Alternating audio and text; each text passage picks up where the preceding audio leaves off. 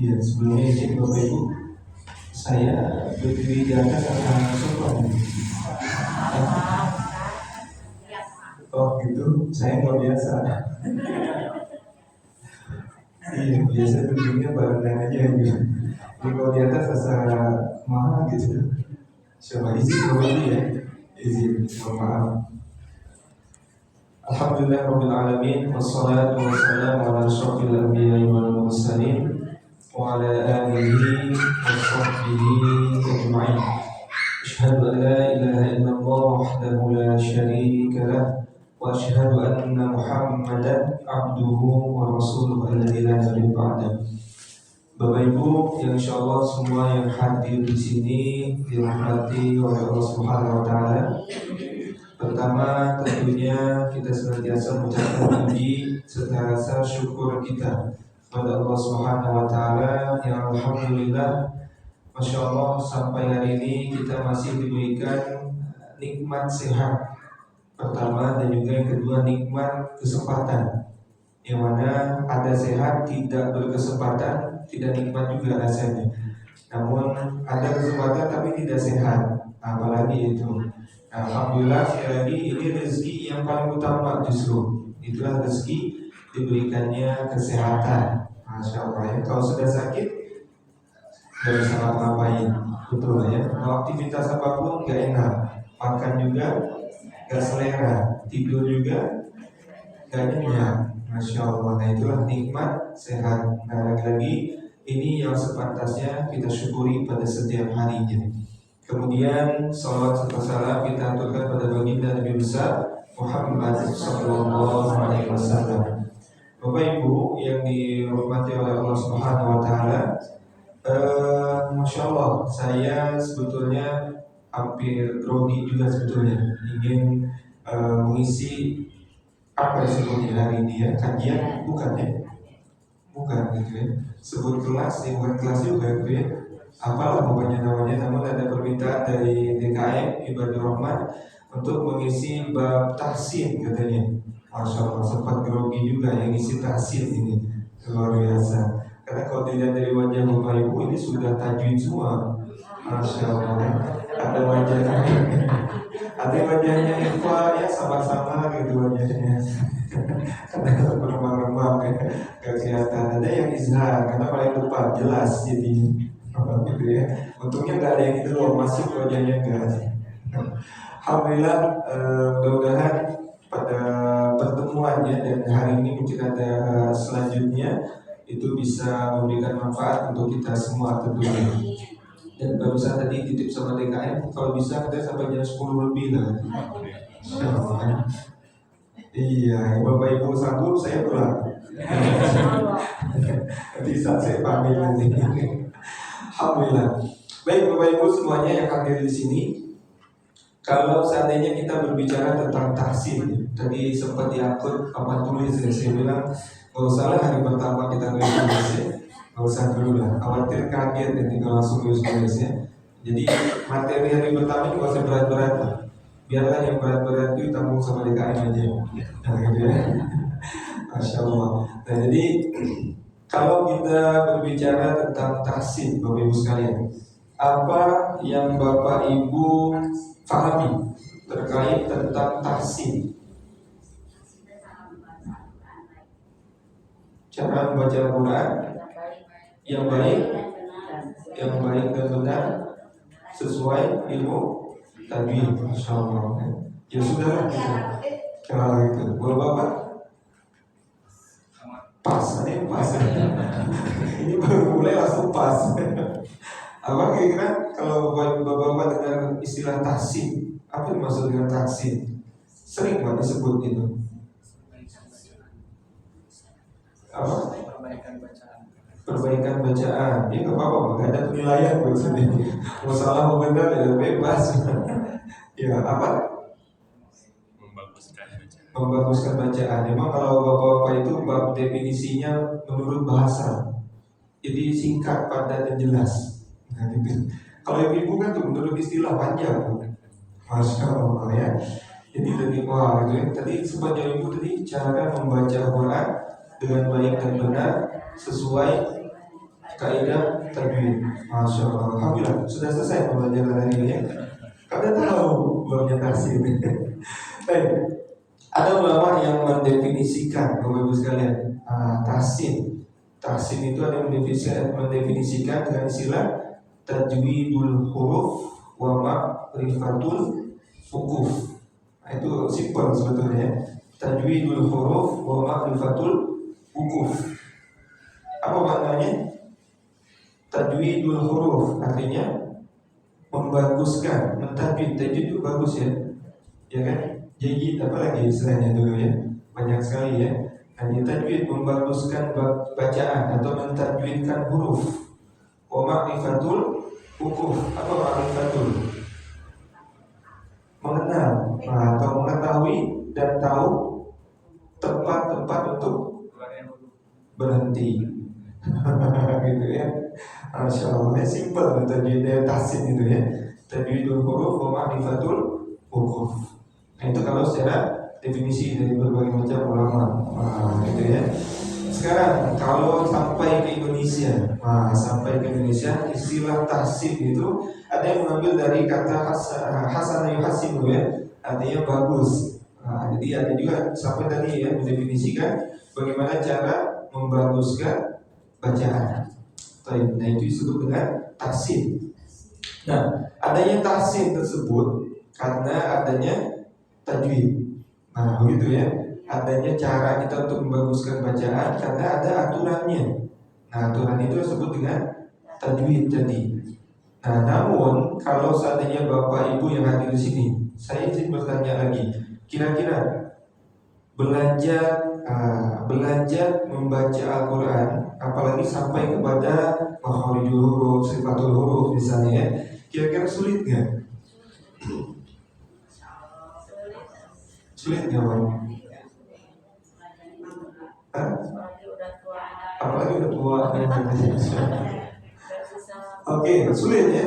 Sekarang pertanyaan saya belum kasih jawabannya ya, karena sudah jawab Ibu ya, tapi nanti ada jawabannya. Saya tanya lagi, lebih dahulu muncul ilmu tajwid atau baca dulu? Kita kembali ke 1400 tahun yang lalu. Yang muncul itu baca dulu atau adanya tajwid dulu? Baca dulu ya, betul ya. Jadi kalau secara logikanya adanya buku tajwid, teori ilmu tajwid itu sebenarnya mengikuti bacaan. Sekali lagi ya, adanya ilmu tajwid, teori tajwid tadi ya, ada buku-buku tajwid gitu ya. Nah, itu semua ditulis karena mengikuti cara orang mengucapkan, gitu ya, betul ya. Sebenarnya lagi nih, ketika Bapak Ibu gini simpelnya, anggaplah kita kembali ke 1400 tahun yang lalu gitu ya. Ketika ada yang disebut huruf, misalnya huruf sa atau sin ya, sin, sa, kan itu diucapkan dulu, sa, baru didefinisikan, ditulis ke dalam satu kitab. Oh, sin atau sa itu cara mengucapkannya, coba ulangi gitu, sin, sa.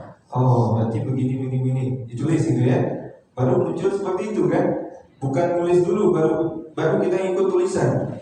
Nah, cuma kan setelah 1400 tahun sekarang nih zamannya, kita malah kembali. Benar ya? Kembali kan? Kita yang ikut buku. Kenapa jadi gitu? Nah, gitu ya. Pedoman ya, pedomannya mah Al-Quran sih benar. Tapi rasanya ada Bu, saya sering menyampaikan ini kalau ada kelas atau kajiannya yang semisal tahsin gitu. Saya sering menyampaikan, jadi sebetulnya saat kita belajar Al-Quran itu, apalagi mengucapkan huruf, itu sebetulnya tidak dibuat-buat, karena sudah lumrahnya itu. Saya ulangi lagi ya, ketika kita belajar mengucapkan huruf-huruf tadi ya, huruf Al-Quran dari alif sampai ya itu tidak dibuat-buat, dan memang lumrahnya seperti itu. Jadi apa yang disulitkan sebetulnya? Ya lumrahnya kita mengucapinnya begitu, tidak harus dibuat-buat, disusah-susahin, enggak. Karena memang lumrahnya lidah kita mengucapin huruf itu begitu. Coba sekarang huruf sin, sa. Nah, coba ujung lidahnya ibu taruh di gusi gigi atas, bisa nggak? Ujung lidah ibu taruh di gusi gigi atas ya. Tempelkan, sebutkan sa, bisa nggak? Gimana jawabnya ini? Nggak bisa. Dan emang lumrahnya ke bawah lidahnya, nggak dibuat-buat, gitu ya. Nah itu satu, banyak contohnya gitu ya. Jadi ini hal yang pertama loh pengen saya sampaikan. Jadi tidak ada yang sulit ketika kita mengucapkan huruf, apalagi huruf-huruf Quran. Ada yang sulit. Apalagi orang Indonesia banyak kosakatanya yang sudah ada justru. Yang paling hanya sedikit lah. Kalau anggaplah hanya sedikit yang huruf itu jarang disebut. Gitu ya. Misal ha jarang ya. Atau bahkan ada nggak Indonesia yang bilang ha? Ya bisa jadi sih kalau lagi pedas banget gitu ya. Wah kan, itu pun nggak sengaja kan jaminnya. Padahal itu makrotul baik gitu, hak wah gitu ya. Apa harus makan pedas dulu gitu? Ya, jadi huruf ha paling itu kan jarang ya, jarang. Mungkin ada di budaya tertentu haknya jelas banget gitu, bersih gitu. Kan yang paling lumrah di Indonesia kan ha biasa, ha gitu ya. Ya kan manggil Pak Hari gitu kan, mungkin Hari, nah kan mungkin Hari, Herman, Hai mana kan yang mungkin gitu ya, pakai hak biasa. Ya, mungkin hak saja yang agak jarang gitu ya, huruf hak. Kemudian apa lagi? Huruf do, do jarang. Oh ya benar, do jarang gitu. Tapi kalau ada nama orang itu gimana bang ini?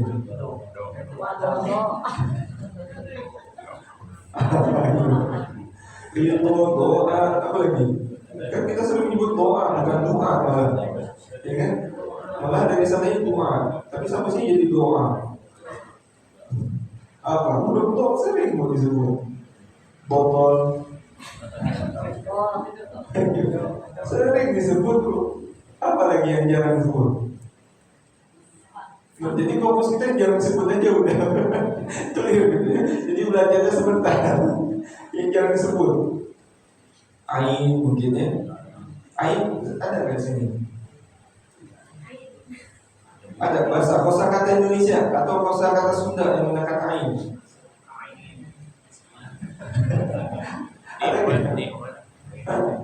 Oh nikmat, ada gitu yang sampai gitu nyebutnya. Paling juga ada nikmat gitu. Oh, ada sampai ya Allah, masya Allah. Enggak ya, ain boleh namanya ha ain terus goin betul ya, goin jarang goin ya, goin ada nggak goin?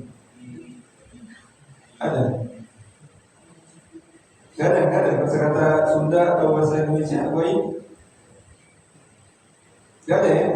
Nggak ada. Tapi kalau di Melayu ada. Di Melayu ada goin. Orang Melayu, kan saya orang Melayu, jadi tahu.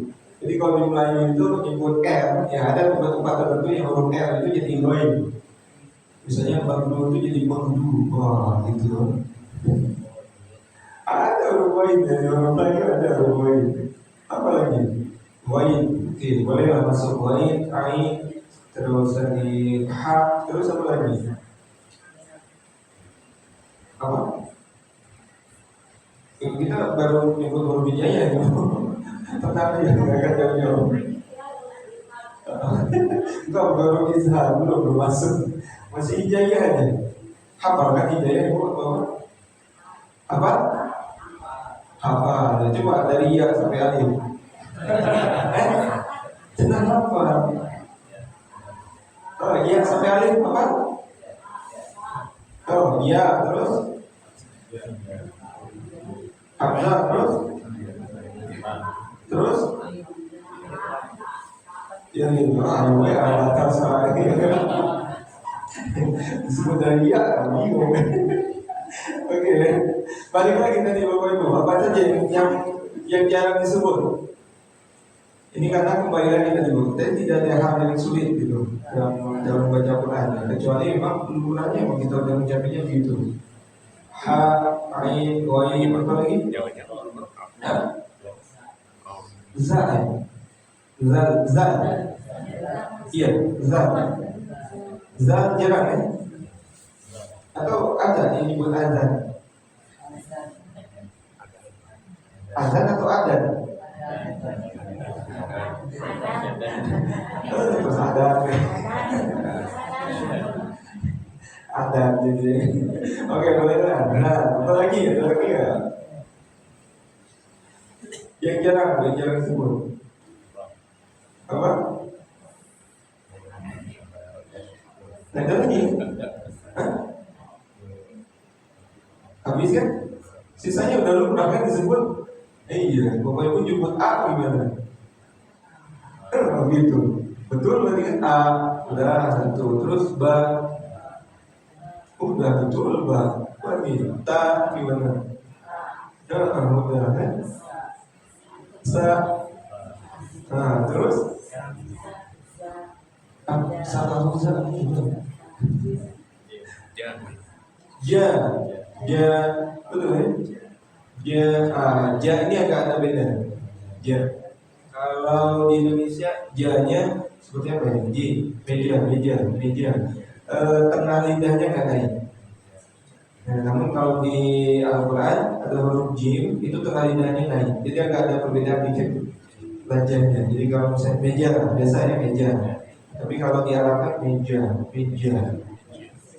Nah, gitu ya. Ja, karena dia ja. Kayak orang cadel ja. Balik lagi Bapak-Ibu sekalian. Jadi belajar tahsin atau bagaimana kita membaguskan bacaan itu sebenarnya tidak sulit, mudah sekali karena memang yang muncul dahulu adalah bacaan, baru adanya teori tajwid. Bapak-Ibu sekalian, Masya Allah, semoga dirahmati Allah. Saya pernah berguru salah satu ahli qiraat, gitu ya. Kalau disebut sanad gitu ya, sanad Quran beliau itu bisa dikatakan termasuk salah satu yang tertinggi di Indonesia. Dan guru beliau juga salah satu yang memiliki sanad tertinggi di dunia. Nah gitu. Dan beliau juga menyampaikan bahwa ketika beliau belajar dengan gurunya gitu ya, saat mengucapkan huruf juga tidak harus mengikuti buku. Ada kalanya berapa huruf yang saya lupa waktu disampaikan itu tidak sesuai dengan teori tapi dibetulkan. Karena ketika kita membaca itu justru yang harus didengar gitu ya, harus didengar. Terlepas nanti dia mengucapkannya apakah nanti ujung lidahnya nempel ke misalnya ke langit atau nempel ke ini, nempel benar atau enggak atau ada jarang gitu. Terlepas perbedaan itu, tapi ketika mengucapkan, dilafalkan, ada suara yang keluar dan itu betul, ya betul. Gitu. Tidak harus dipaksakan, ini harus begini banget, harus ikut buku, enggak. Nah, gitu. Karena kalau ikut buku, ada kesulitan nanti di beberapa orang tertentu yang nggak akan selesai mencapai hurufnya. Contoh kecil aja, ketika Bapak Ibu sudah menggunakan gigi palsu aja. Ya, ada yang pakai pasangan cuma.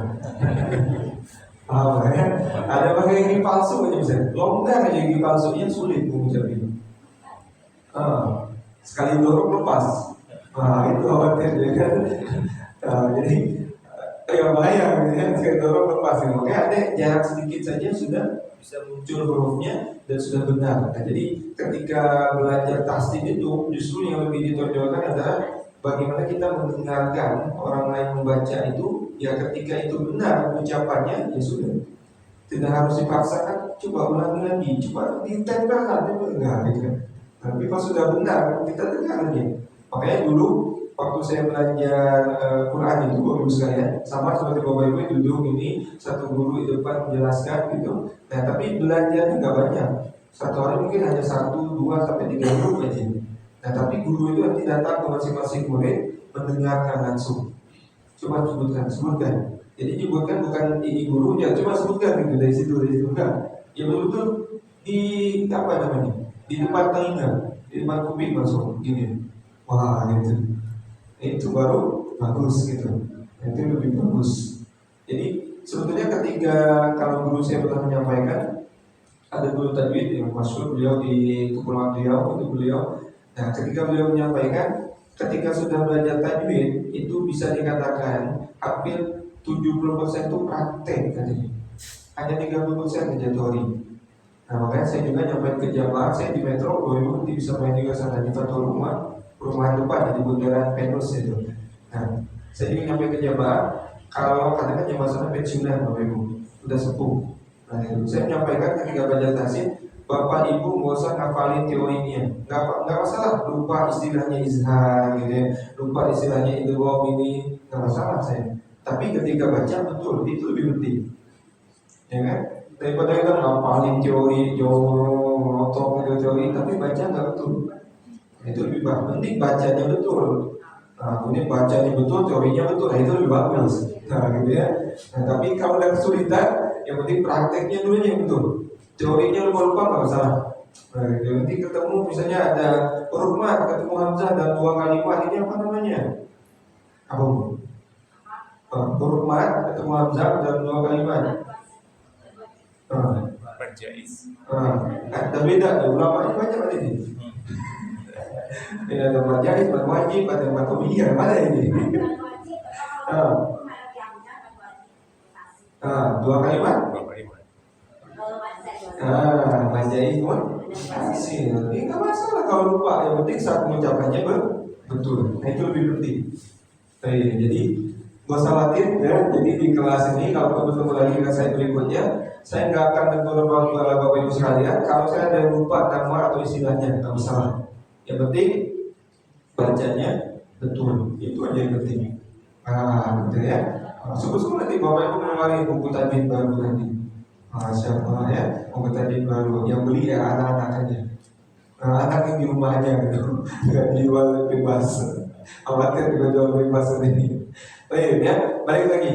Kalau kita belajar tasik Bapak Ibu sekalian, setidaknya ada 4 kesalahan umum. Nah ya, jadi setidaknya kalau kita belajar tasik atau kita lagi baca Quran, itu ada 4 kesalahan umum, khususnya orang Indonesia. Ada 4 kesalahan umum yang terjadi ketika kita membaca. Kesalahan itu, ketika kita membaca Quran, kalau di penilaian atau di MTQ Bapak Ibu sekalian, karena saya dulu alhamdulillah sering ikut MTQ, sampai kalau kita belajar dulu itu kelas yang paling tinggi itu adalah menjadi juri. Nah itu kelas paling tinggi. Kenapa?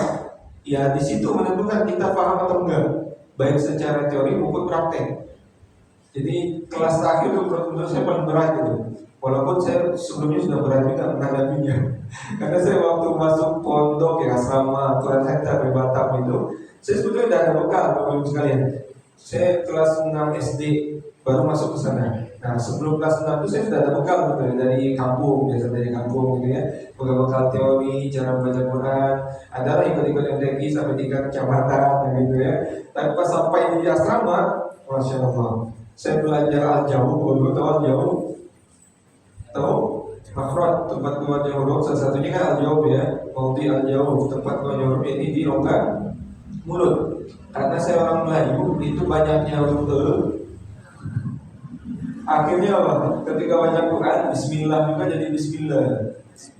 Segitu Bapak. Bismillah, Bismillahirrahmanirrahim. Gak jelas. Ini A atau E nih, kata guru. Tahu gak Bapak? Saya betul itu berapa lama? Tahu berapa lama? Hampir setahun. Berarti kita hari ini kita mau berapa tahun? Ibadah Ramadan berapa tahun? Hampir setahun. Sampai guru saya itu juga masukkan 4 jari ini, katanya. Masukkan 4 jari ini ke mulut, gitu. Masuk nggak katanya? Oh masuk. Oh sampai gitunya. Saking harus Bismillah, la, katanya jelas. Wah gitu ya. Baru 1 selesai, gitu ya. Terus jalan lagi ketemu huruf Bapak Ibu. Saya masih ingat itu betulin huruf Qaf itu saya sampai setengah tahun. Huruf Qaf. Udah gitu udah lancar ketemu lagi salah huruf H. Huruf H lebih berapa bulan lah gitu. Nggak terlalu lama lagi huruf H. Masya Allah ya. Jadi saya kasih kebebasan Bapak Ibu mau berapa tahun ya silakan. Nah itu tuh ketemunya hampir setiap hari. Hampir sekali saya sama guru itu. Nah ini kata TKM tadi sebulan sekali. 10 tahun. Itulah kira-kira ya. Jadi kalau saya TKM tadi kurikulumnya gimana ya gitulah. Kurikulumnya kira-kira. Kalau mau tahu. Oh ya. Nah balik lagi ternyata prosesnya lumayan, tapi ini dinikmati. Sampai mana nih? Kesalahan. Mungkin saya lupa ya. Kesalahan. Jadi tingkatan dan ini kita menilai. Jadi satu orang tampil di sini, saya satu orang tampil. Sesama murid, kita sesama murid. Murid pertama maju, satu tampil, yang lain menilai. Itu masya Allah. Kita harus melotot nih bung ya. Karena kalau pengen apa, bahkan sampai gerak-gerik mulutnya harus dilihat. Itu mendengar dia, melihat dia. Jadi gini. Wah, gitu itu juri MTQ jangan dikira mudah loh, sulit. Kalau tingkat nasional biasanya itu disiapin satu kamera di depan peserta, satu kamera ini, yang arah ke muka ngezoom gitu. Wah itu kelihatan muka tuh ngezoom gitu. Dan juri itu kita harus melihat gerak-gerik mulut soalnya. Nah, kita harus melihat ini dan tahu apa yang harus dinilai semuanya. Tajwid aja masya Allah ya dinilai misalnya makhraj huruf, sifat huruf, akal rumah wal kosor dan lain sebagainya banyak yang harus dinilai. Dan yang tersulitnya apa? Misal antara bapak dengan yang di belakang itu nilainya ketika disatuin gitu ya, satuin setelah saya tampil, dijelaskan, diterangkan nilainya berapa, itu tidak boleh selisih dari 3 angka. Misalnya bapak kasih nilai 20, yang di belakang dia kasih nilai 27, ini selisih dari 7 angka. Dipertanyakan, yang 20 ditanya, yang 27 ditanya. Kenapa bisa ngasih nilai 20? Yang itu juga kenapa ngasih cuma 27? Wah, itu ditanya. Dan harus kuat argumennya. Yang lain juga sama, harus gitu. Wah, itu menurut saya paling berat itu. Jadi kalau kita nggak paham, itu nggak kuat argumen, udah selesai gitu. Jadi salah kita menilai ini. Nah, gitu ya. Nah, balik lagi. Kesalahan membaca. Nah, jadi ketika kita menilai, kalau misalnya ada 2 kesalahan membaca. Kalau tadi kan 4 kesalahan umum, tapi ketika dihitung kesalahan, nanti ada 2 kategori kesalahan itu. Itu disebut dengan khoto, kayak apa lagi ya? Banyak kayak ini. Dan disebut dengan khoto dan sebagainya. Nah, ada 2 kesalahan. Apa itu? Kesalahan khofi sama kesalahan jali. Khofi itu ringan, jali itu berat. Nah, gitu ya. Kalau kopi bisa dimaafkan, nah gitu istilahnya. Kalau udah jali ini tidak bisa dimaafkan. Nah, gitu. Kalau ada peserta MTQ yang udah salah jali, udah siap-siap nggak akan juara. Udah gitu aja, simpel. Ada peserta yang salah jali, udah nggak juara aja, selesai. Karena kesalahannya tidak bisa dimaafkan. Nah, kecuali semua peserta jali. Itu lomba paling sedikit jali lah. Gitu ya. Jadi ada 2 kategori ya. Ada kesalahan kopi, kesalahan jali. Kalau kopi bisa dimaafkan tadi ya, tapi kalau udah jali ini tidak bisa dimaafkan. Nah ini hati-hati, 4 kesalahan itu bisa masuk ke jali, kesalahan yang berat.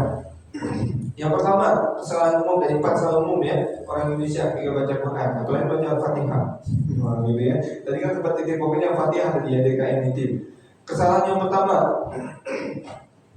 biasanya sering keliru salah itu ada di panjang pendek. Betul ya? Kesalahan di panjang pendek. Ketika contoh gini, ketika matomi, gini ya, matomi berapa harokat? 2 ya, sepakat ya 2 ya. Matomi 2 harokat. Ketika matomi kepanjangan itu kalau dipilih itu kofi. Gitu ya, matomi 2 harokat. Tapi ketika nanti pas tampil ada yang baca peserta misalnya ya, lebih 3 atau 3,5 harokat gitu kelebihan, itunya kofi. Nah, tapi kalau matomi yang 2 harokat dibaca cuma 1 harokat, hitungnya jali. Nah, ini contoh kecil aja. Matomi kepanjangan kofi. Tapi kalau tidak dipanjangkan jali. Contoh.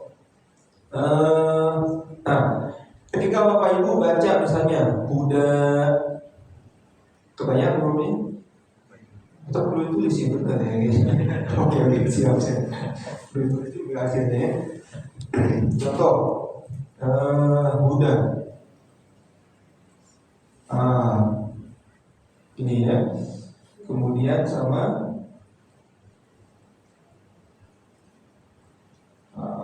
enggak tadi ini ya. Walaupun dia ada yang pakai alif ini. Sama nggak? Beda. Beda ya? Yang satu misalnya kalau saya wakaf bacanya udah gitu ya. Yang kedua udah, dua-duanya panjang ya. Nah, salah aja misalnya di sini misalnya yang tertulis di bacaan Bapak Ibu harusnya Buddha, tapi Bapak Ibu bacanya Buddha, U-nya kepanjangan. Sama maknanya? Beda. Beda makna. Kalau seandainya Buddha apa artinya? Petunjuk. Hah? Petunjuk. Petunjuk, betul ya? Buddha linnas misalnya kan, ada kan kalimatnya? Buddha linnas itu kan Buddha pakainya.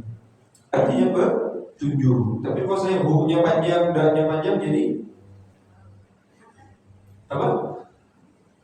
Jadi orang-orang Yahudi jauh maknanya jauh sekali. Masya Allah ya, kayaknya hati panjang pendek. Wih cocok banget taksi gorengan. Iya makanya jadi lancar. Huruf-hurufnya lancar karena licin.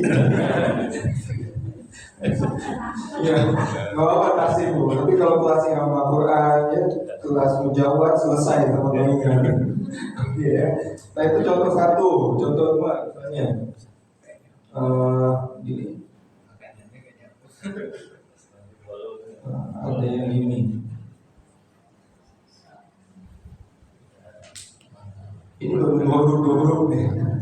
Ada yang pertama taknya yang panjang, mata. Yang keduanya mata. Ini kan panjang pendek ya, betul ya. Beda panjang pendek, beda mata. Kalau yang pertama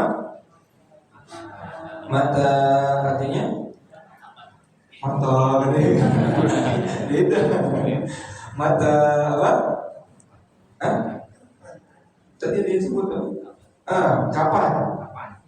Iya betul. Mata tanya panjang artinya apa tadi? Kapan ya? Kalau saya mati, jadi kapan mati? Nah, jadi jauh ya. Yang pertama tanya panjang artinya kapan, tapi yang kedua emaknya panjang tanya pendek jadi mati. Itu jauh maknanya. Nah, ini kesalahan umum yang pertama. Jadi hati-hati Bapak Ibu sekalian, jangan apa-apa. Saya wanti-wanti di pertama. Hati-hati, salah panjang pendek bisa merubah makna. Nah ini perlu hati-hati. Itu yang pertama. Yang kedua apa lagi?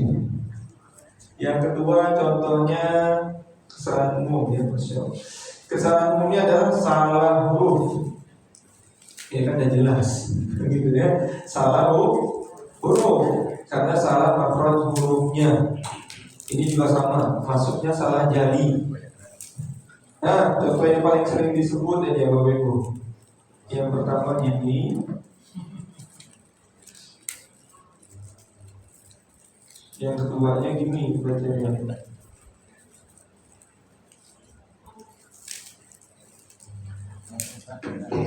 Ini sering dibaca kan?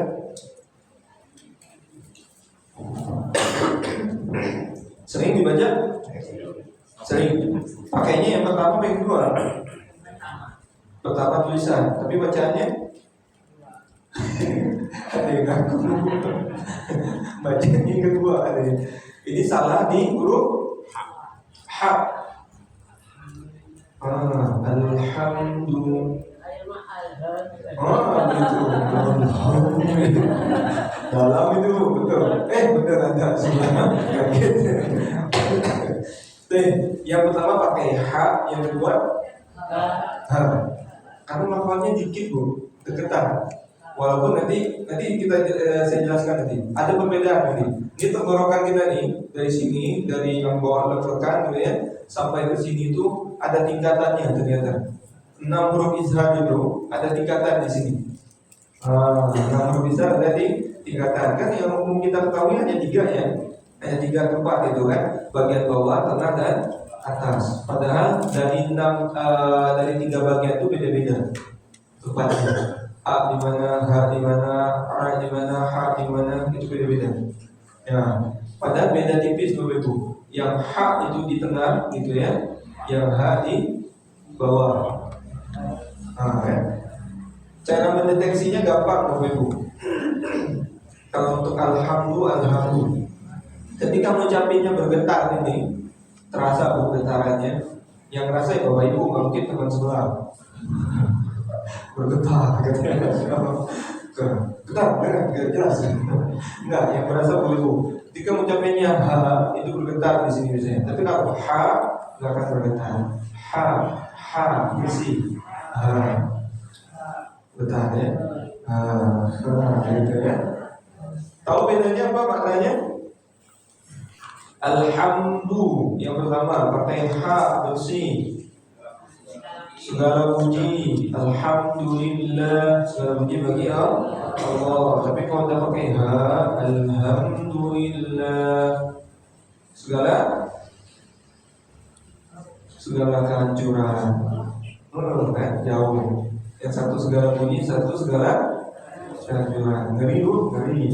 Tiap hari kita mendoakan kehancuran. Astagfirullah, Masya Allah.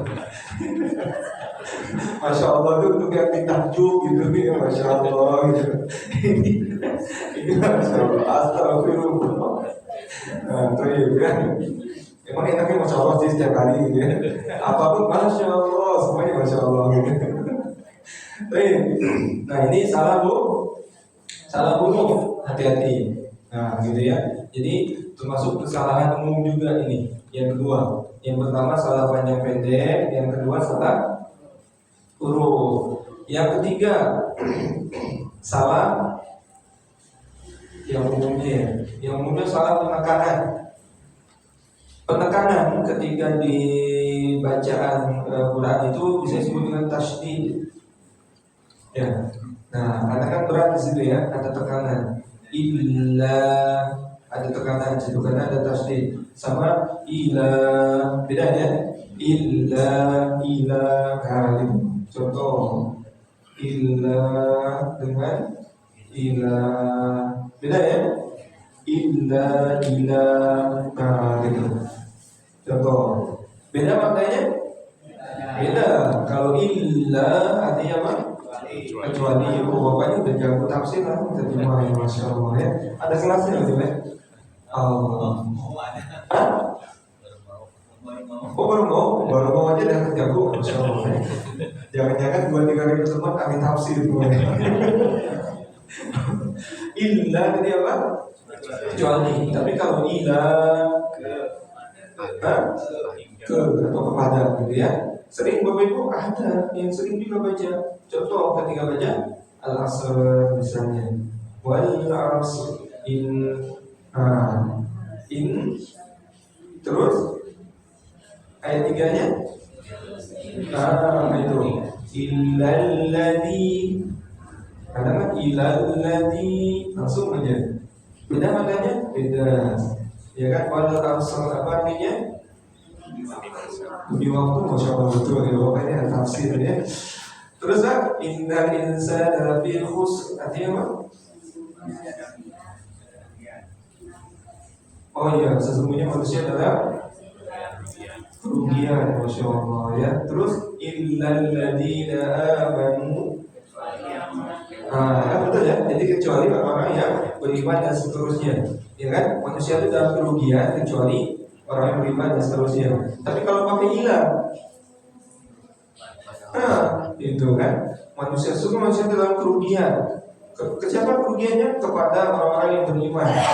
Nah itu hati-hati. Nah ya, salah penekanan. Ini hati-hati. Sama kalau bahasa Indonesia Bapak Ibu, salah penekanan juga sama. Contoh ya, udah azan nih, gimana? Ada padi dimakan burung, anggapan baca begini.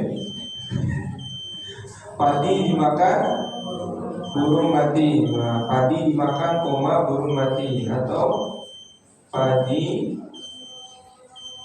dimakan sama ya, burung mati tapi komanya di sini.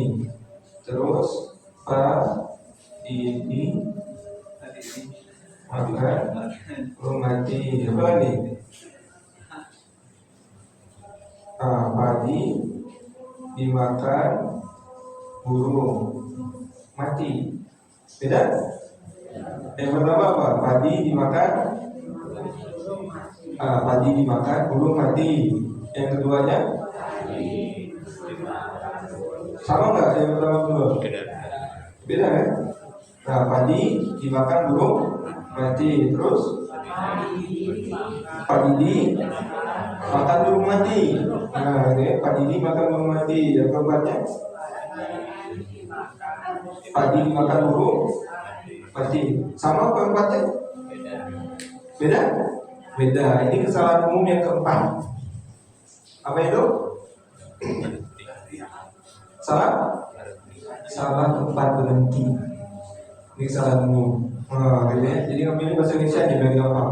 Yang pertama kan padi dimakan burung mati. Ya kan kita berhenti di situ. Padi dimakan burung mati. Yang kedua padi dimakan burung mati. Terus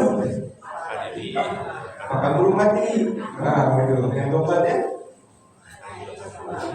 padi dimakan burung mati. Gitu. Beda.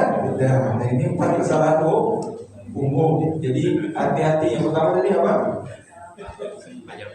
Salah panjang pendek. Yang kedua salah huruf. Yang ketiga salah penekan. Nah, terus yang keempat salah tempat berhenti. Nah, ini kesalahan 4 kesalahan umum yang bisa kepada kesalahan yang jali, kesalahan yang berat, tidak bisa dimaafkan. Nah, ini perlu hati-hati. Selebihnya kadang-kadang Bapak Ibu sekalian salah apa saja? Guna gitu ya. Ada ikhfa, itu kependekan, jadi masih kopi. Nah, gitu ya. Cara menahan guna. Terus apa lagi? Ada yang mantul ada berapa? Wakola ada berapa belum? 5. Lebih ada 5 apa aja? Kalau jadi udah baju di toko gitu ya, atau toko di baju, toko di baju. Oke ya, jadi ada 6. Tapi kadang ada yang memantulkan. Contoh ketika baca Al-Fatihah, lumayan lah ya, nyinggung dikit lah tadi kan. Tadi sudah 1 ya, alhamdulillah. Kadang ada yang baca alhamdulillah. Apa? Alnya dulu. Enggak sadar dulu, keenakan. Alhamdulillah, enak kan? Alhamdulillahi Rabbil Alamin. Enak? Ngomong aja enak, kan? Padahal pakai le itu. Nah, ini hati-hati. Jadi bukan al, tapi al. Sukunkan. Alhamdu, bukan alhamdu. Kan? Kadang enak aja tiap hari alhamdu. Jadi hati-hati. Baik, mungkin sampai sini dulu Bu Ibu. Jadi nggak usah berat ya. Pertemuan pertama mungkin sampai sini. Tadi saya Jadi di KM itu sampai jam 10 tadi ya. Sampai jam 8 katanya. Sampai jam 8. Tapi kan saya nggak apa-apa sampai Isya saja pertemuan pertama. Karena kenalan dulu. Walaupun Bu Ibu belum kenal. Kenal siapa saya? Belum. Saya belum kenal. Ya, nanti bisa dipanggil nama saya Hidayat. Panggil Hidayat aja, nggak usah bapak, nggak usah ustaz. Ya? Iya, saya yakin karena di sini kayaknya saya paling muda. Oh, ada yang muda di sini. ada. Kira-kira paling muda tadi. Iya, saya kelahiran tahun 94. Umurnya baru 29. Nah, mungkin anak atau cucunya mungkin. Ya, jadi panggil Hidayat saja. Gak usah pakai bapak, gak usah pakai kak, apalagi ustaz, gak usah. Nah, gitu ya, pakai Dayat saja. Kenapa? Temu dia, Dayat, nah, gitu. Jadi enak gitu. Jangan saya gitu. Sehat ya, kata iya aja gitu. Sehat gitu. Karena saya yakin sini ada ibu saya, setampang ibu saya gitu kan. Bapak saya, ya lumayan. Ibu saya baru 47 apa 48 gitu. Bapak yang dari 50 lebih, 52 atau 53 gitu. Nah, jadi panggil Dayat saja. Siapa boleh ya? Kemudian bisa bertemu lagi di pertemuan berikutnya. Sebulan sekali Pak ya? Sebulan sekali katanya. Jadi kalau sebulan sekali kata dia 10 tahun lebih lah kira-kira ya. Insyaallah. Keburu imsak. Imsak kemudian. Dan mudah sehat semuanya. Sehat semuanya, kemudian dipanjangkan umurnya. Panjang berapa tahun ya? Ingin 100 tahun, Masya Allah. Boleh lah didoakan 100 tahun, tapi paling telat masuk surga nanti. Iya, kan syarat masuk surga harus mati. Dan sehat semuanya dan bisa bertemu di pertemuan selanjutnya. Yang mudah di pertemuan selanjutnya kita baru masuk ke materi, insya Allah nanti bisa disepakati saja mau masuk ke yang berat dulu atau yang ringan dulu. Nah, itu dia bertanya, mau berat atau ringan dulu. Nah, gitu. Kalau saya berat langsung boleh. Nah, berat tapi langsung bagus, alhamdulillah gitu ya. Kalau ringan dulu ya gitulah.